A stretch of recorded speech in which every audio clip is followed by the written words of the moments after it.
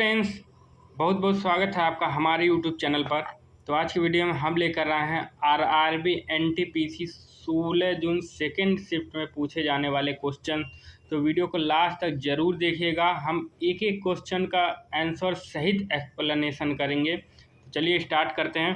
पहला जो है क्वेश्चन है कि अशोक ने कलिंग युद्ध कब लड़ा था। ये आंसर पूछा गया था क्वेश्चन कि इसका आंसर होगा 261 ईसा पूर्व यानी 261 BCE। अब देखिए, अशोक ने कलिंग जो है युद्ध आधुनिक ओडिशा पर विजय पाने के लिए 261 ईसा पूर्व में लड़ा था। इस युद्ध में भारी रक्तपात हुआ और हजारों लोग मारे गए। युद्ध के बाद अशोक ने बौद्ध धर्म अपना लिया और अहिंसा की नीति पर चलने लगे।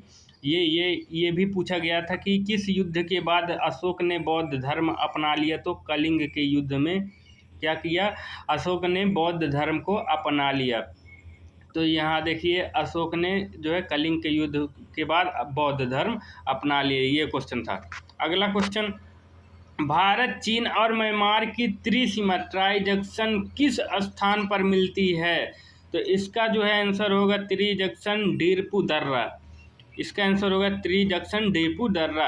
अरुणाचल प्रदेश में भारत, चीन और म्यांमार की सीमाएं मिलती हैं और यह त्रि जंक्शन सामरिक दृष्टि से महत्वपूर्ण है। तो इसका आंसर जो है सिंपल पूछा था यही क्वेश्चन की जो है कि भारत और चीन म्यांमार की त्रिसीमा किस स्थान पर मिलते, तो इसका आंसर त्रि जंक्शन डीरपू दर्रा होगा। ठीक। अगला क्वेश्चन है 3 नंबर, निम्नलिखित में से कौन सा नृत्य महाभारत की कहानियों को दर्शाता है। Which of the following dances depict stories from Mahabharata. तो इसमें कुछ आंसर जो है ऑप्शन थे, तो उनको चूज करना था। तो इसमें से कथकली और ये सही था, कथकली और पांडवानी। ये कथक एक शास्त्रीय नृत्य है जिसमें कथा स्टोरी टेलिंग के माध्यम से महाभारत व अन्य ग्रंथों की कहानियां बताई जाती हैं। पांडवानी जो छत्तीसगढ़ का लोक नृत्य है जो विशेष रूप से पांडवों की कहानी प्रस्तुत करता है।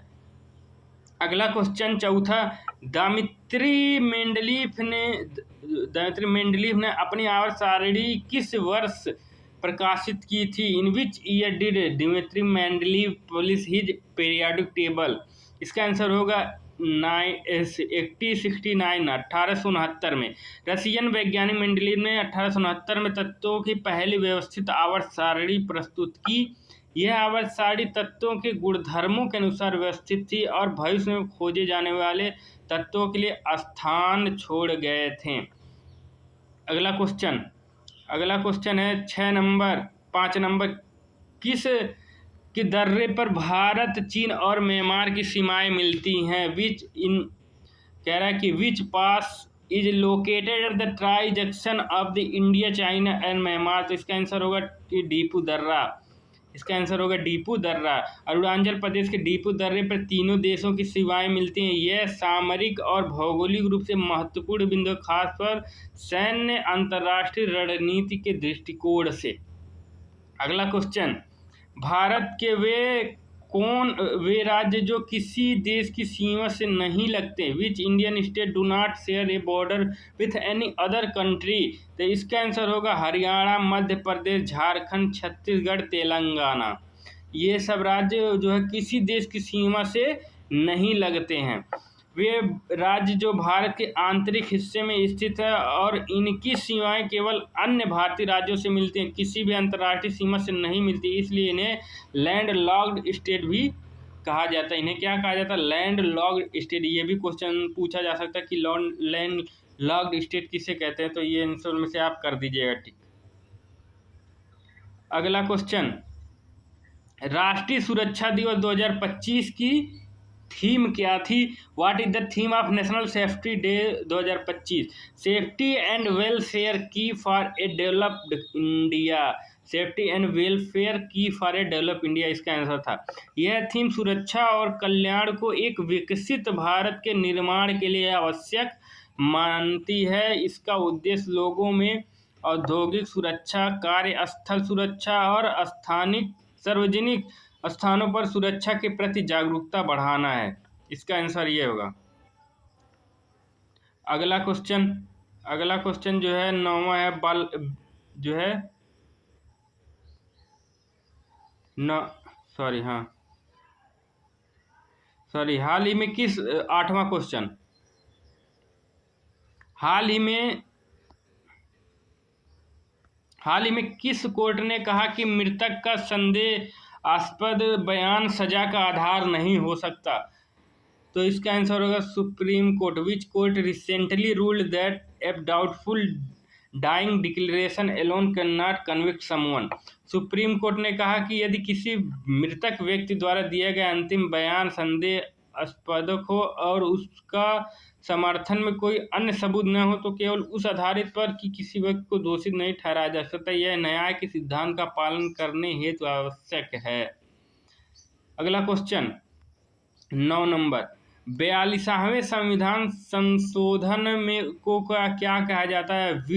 What is the 42 constitutional amendment known as mini Samvidhan जिसको बोलते हैं, उसको 42वां संविधान संशोधन कहा जाता है। यह संशोधन 1976 में आपातकाल के दौरान पारित किया गया था, जिसने भारतीय संविधान में अनेक महत्वपूर्ण परिवर्तन किए। इसमें प्रस्तावना में समाजवादी, धर्मनिरपेक्ष जैसे शब्द जोड़े गए और मौलिक कर्तव्यों की भी शुरुआत की गई, इसलिए इसे मिनी संविधान कहा जाता है। अगला क्वेश्चन 10 नंबर प्रार्थना समाज की स्थापना किसने की थी? तो इसका आंसर जो होगा आत्माराम पांडुरंग। आत्माराम पांडुरंग ने 1867 में बॉम्बे में प्रार्थना समाज की स्थापना की थी। इसका उद्देश्य जो है धार्मिक और सामाजिक सुधार था। महादेव गोविंद रानाडे जैसे प्रमुख सामाजिक सुधारक इससे जुड़े और समाज सुधार, स्त्री शिक्षा और विधवा पुनर्विवाह को बढ़ावा दिया। अगला क्वेश्चन आनंद नाग को पद्म भूषण 2025 किस क्षेत्र में दिया गया है? तो इसका आंसर होगा साहित्य और शिक्षा के क्षेत्र में जो है आनंद नाग को पद्म भूषण दिया गया। आनंद नाग को भारतीय साहित्य में उनके योगदान के लिए 2025 में पद्म भूषण से सम्मान दिया गया। वे प्रसिद्ध कवि और नाटककार हैं। अगला क्वेश्चन जो है 12 नंबर किस संगठन ने 2025 के लिए वैश्विक आर्थिक विकास दर 2.3% लगाया? तो इसका आंसर होगा विश्व बैंक, वर्ल्ड बैंक ने अपनी ग्लोबल इकोनॉमिक प्रॉस्पेक्ट रिपोर्ट में 2025 के लिए वैश्विक आर्थिक विकास की दर 2.3% रहने का अनुमान जताया, जो विश्व स्तर पर धीमी वृद्धि का संकेत देता है। अगला क्वेश्चन अलीपुर विश्वविद्यालय में बम विस्फोट किसने किया था? तो who carried out the bomb blast in Alipur university? Khudiram Bose और प्रफुल्ल चाकी ने अलीपुर जो है विश्वविद्यालय में बम विस्फोट किया था। 1908 में खुदीराम बोस और प्रफुल्ल चाकी ने अंग्रेज अधिकारियों को निशाना बनाकर बम फेंका। यह क्रांतिकारी गतिविधि भारतीय स्वतंत्रता संग्राम का हिस्सा थी। किस अधिनियम के तहत ब्रिटिश निर्देशों की संख्या कम की गई थी? Under which act was the number of British instructions reduced? भारतीय शासन अधिनियम 1935 के तहत जो है ब्रिटिश की निर्देशों की संख्या कम करी गई थी। इस अधिनियम ने भारत में प्रांतीय स्वतंत्रता प्रदान की और ब्रिटिश शासन के नियंत्रण को कम करने के लिए केंद्रीय निर्देशों की संख्या घटाई गई।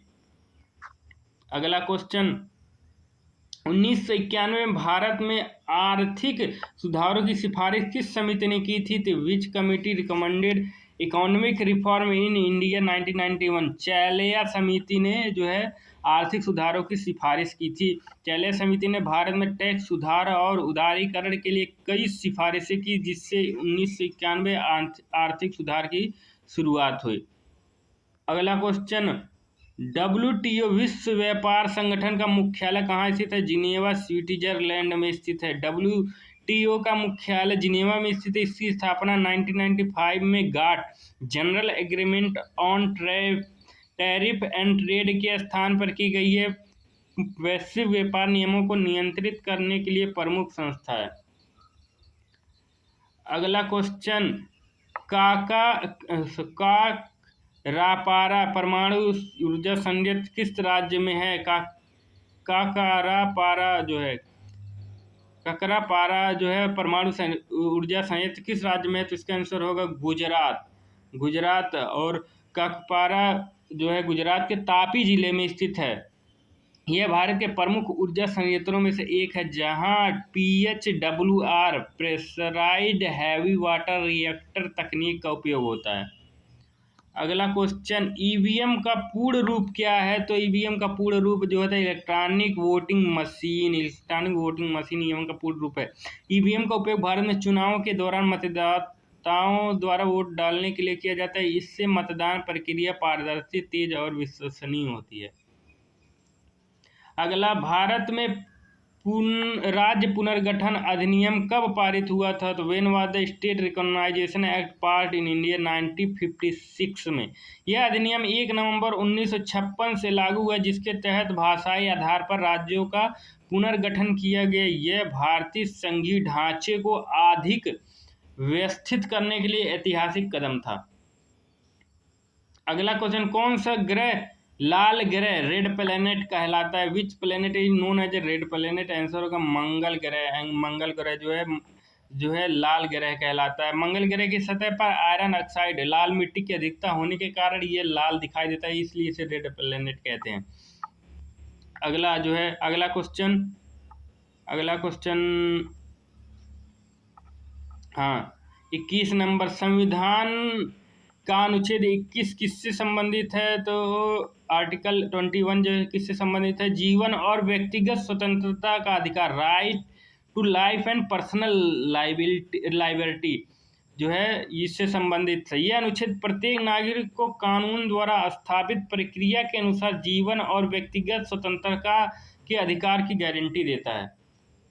अगला क्वेश्चन जो है, भारत के प्रमुख चुनाव आयुक्त कौन थे? तो हुआ the first chief election commissioner of India Sukumar Sen. ये आंसर होगा सुकुमार सेन। 1950 में भारत के पहले मुख्य चुनाव आयुक्त बने। उन्होंने 1951 से 52 में पहले आम चुनाव का सफल संचालन किया। अगला, किस नदी को बिहार का शोक कहा जाता है? तो इसका आंसर होगा कोसी नदी।